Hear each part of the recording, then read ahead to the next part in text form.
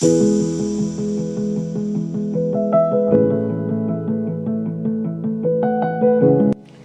everyone, I'm Jess, and today I'm going to teach you how to file your taxes as a lash artist.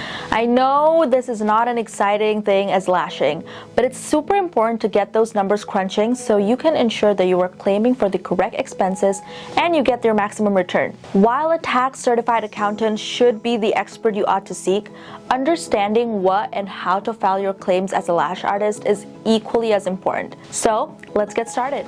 First, let's understand when to file your tax return.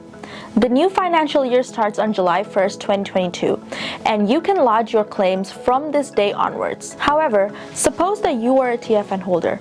In that case, the Australian Taxation Office discourages salaried employees from lodging their return too early.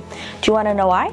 Because it delays your tax refund, as most employers or ABN holders, government bodies like Centrelink, banks, and health funds have until July 31st to file individual employee details. So, when the statement in your MyGov account looks like this and says that it's tax ready, you will most likely have 2 until 10 weeks to get your return. If you are lodging your taxes on your own, you have until October 31st to submit your expenses.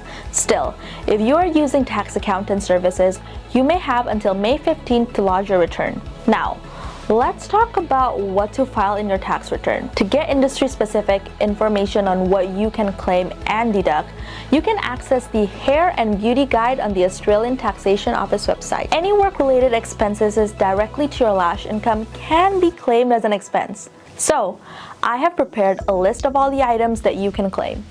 First, travel. If you travel between places or visit clients from their homes to provide your service, you can claim the cost of using your personal vehicle, taxi fares, parking, and toll fees that meet the tax deductions criteria. Next is training. You can claim costs if you have taken up training or enrolled in any upskilling business program to improve your lashing skills or maybe to help you earn more. It can include things like textbooks, stationeries, course fees, and even certain travel expenses. Work equipment. All the equipment used for work, including lashes, lash products, insurance, your tools and equipment, or any repairs can actually be claimed.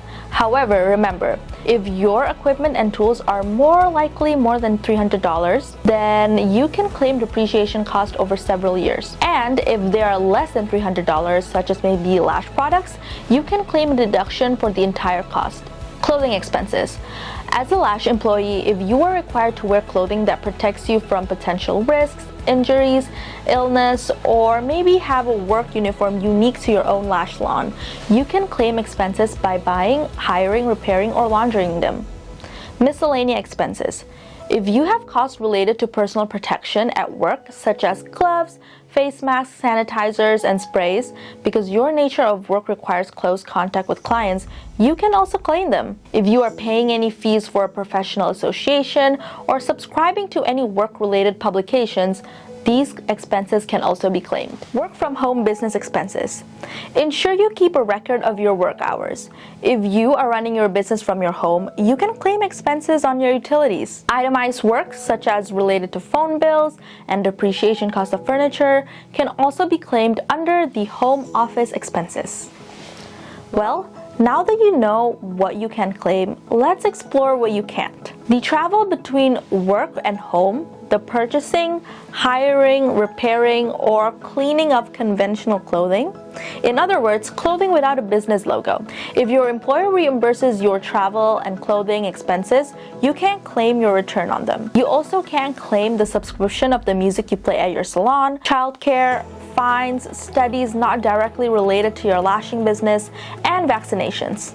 Plus, remember that while lodging your tax return, the ATO requires you to keep records of your claims. You must submit your tax file number, ABN, and income statements for the last year. In addition, you need to keep records of your annual payments received, products purchased, and investments, and any other income that are extra.